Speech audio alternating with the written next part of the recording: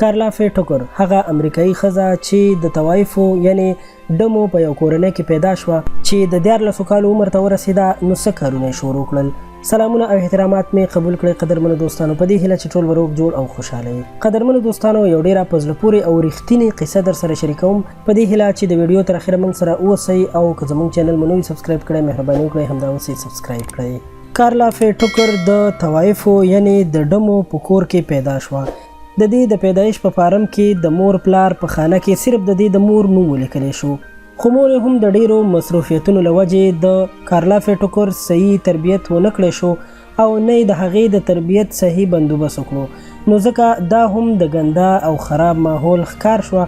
د 8 کلونو وه چې دی د 8 کالو په عمر کې د سګرټو څښل شروع کړل او بیا یې ورسره د 10 کالو په عمر کې چرس څښل هم شروع کړل.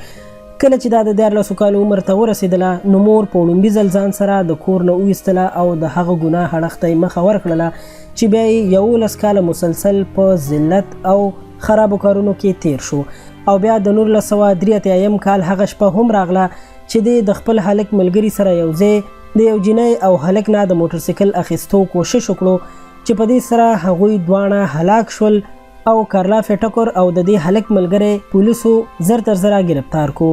په دوی باندې د امریکا په ټکساس عدالت کې مقدمه درج شوه چې د دې نه وروسته د اپیلونو اوږده سلسله شروع شوه چې څه موده وروسته د دې ملګری د ډېرې سختې بیمارۍ له امله په جیل کې مړ شو او دا تنها پاتې شوه. د جیل پولیسو ته د دې حادثې په اړه څه خبر نه و. بیا هغه ورځ هم راغله چې د دې ژوند بدل شو. دا جینۍ چې په وړه خبره به د جیل پولیسو او انتظامیې ته ډېرې خرابې کنځا کولې، اچانک د دې ژوند بدل شو. د بایبل مطالعه شروع کړله. هغه نشهیي ښځه چې سګرټ او شراب به یې څښل اوس به خپل زیات وخت د بایبل په مطالعه کې تېراوه، روژې به یې نیولې او د الله تعالی نه بغیر یې د بل چا نوم نه اخیستو. هغه طوایف یعنی ډمه او قاتله اوس یوه تبلیغۍ جوړه شوه، یو داسې تبلیغۍ چې د هغې په خبرو کې ډېر زیات تاثیر و. دی په جیل کې واده وکړو او تبلیغ یې د خپل ژوند حصه جوړه کړه. د دې د بدلیدونکي ژوند په اړه چې کله د جیل نه بهر خلکو ته معلومات وشول نو اخبارات والا او ټي وي رپورټران ټول جیل ته راغلل او کوشش یې کوو چې د دې نه انټرویو واخلي.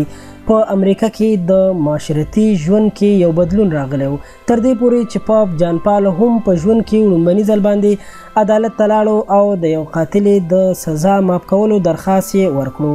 د مرګ د سزا ورکولو نه 15 ورځې مخکې چې کله لیری کینګ په جیل کې د ټوکر انټرویو اخیستله نو هغه انټرویو په CNN باندې نشر کېدله. ښکارېدل چې ټوکر ډېر په اطمینان او په مسکا سره د هر سوال ځواب ورکوي. لیری ترېنه پوښتنه وکړه چې تا ته د مرګ سیاره نه محسوسیږي؟ ټوکر په مسکا سره جواب ورکړو، ورته یې وویل چې ما ته خو اوس صرف د مرګ انتظار دی چې زه زر تر زره خپل رب سره ووینم او زه په خلاصو سترګو باندې د هغه هستۍ دیدار وکړم چا چې زما ژوند بدل کړی دی. د انټرویو نه 2 ورځې وروسته د ټولې امریکې خلکو دا وویل او احتجاج یې وکړو چې دا هغه ټوکر نه ده چا چې د 2 بېګناه امریکایانو قتل کړی و. دا خو یوه فرشته ده چې سلګونه کاله بعد پیدا شوې ده او داسې یو فرشتو ته د مرګ سزا ورکول دا انصاف نه بلکې ظلم دی.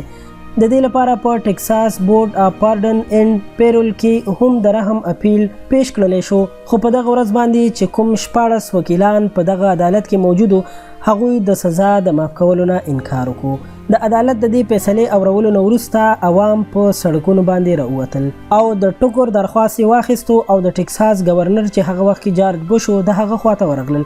د امریکې یو اوچت پادري چې جیکسن نومېدو هغه هم د ټوکر حمایت وکړو. گورنر چې کله دغه درخواست واورېدو نو جیکسن او عوامو سره د همدردۍ اظهار وکړو او په آخر کې ترېنه بخښنه وغوښته. ورته یې وویل چې زه په قانون باندې عمل درآمد کولو لپاره گورنر جوړ شوی یم، د مجرمانو د سزا د معاف کولو لپاره نه.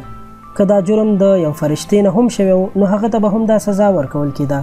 د مرګ نه 2 ورځې وړاندې چې کله د ټوکر لپاره د رحم اپیل په سپریم کورټ کې پیش کړلی شو نو چیف جسټس دې الفاظو سره دا درخواست واپس کو. که نن ټوله دنیا هم دا خبره وکړي چې دا ښځه کارلاف ټوکر نه ده بلکې یو مقدسه هستي ده نو بیا هم د امریکې په قانون کې د دې لپاره هیڅ معاف کېدل نشته، ځکه چې هغه یو قتل کوونکې ښځه ده او دې د 2 بېګناو امریکایانو قتل کړی دی. نو د دې لپاره دې ته هیڅ قسم بخښنه هم نشي کېدی. که موږ دې ته بخښنه وکړو نو د هغه 2 بېګناه په باره کې به خدای تعالی ته څه جواب ورکوو چې هغه دوی په ناحقه باندې وجلي وو. په 3 فروری 1998 باندې په سحر کې 6 بجې د ټکساس په یو جیل کې 38 کلنې کارلا فیټوکر ته یو زهريلا انجکشن ووهلی شو او هغې ته د مرګ سزا ورکړلی شوه.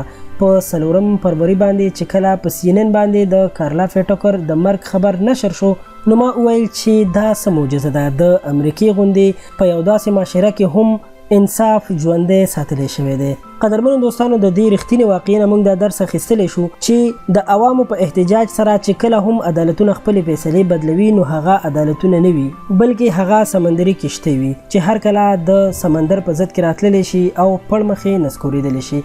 په دې هیله چې دا قصه به ستاسو خوښه شوې وي. که غواړئ چې همدغسې معلوماتي او په زړه پورې ویډیوګانې تاسو سره شریکې کړو او د نړۍ او د سیمې له حالاتو مو خبر وساتو نو مهرباني وکړئ زموږ چینل خان کلیک درسره سبسکرایب کړئ چې زموږ همدغسې هره راتلونکې ویډیو تاسو ته په وخت در ورسیږي او تاسو ترېنه څه زده کړه وکړئ. تر بلې ویډیو درنه اجازت غواړم. د الله په امان.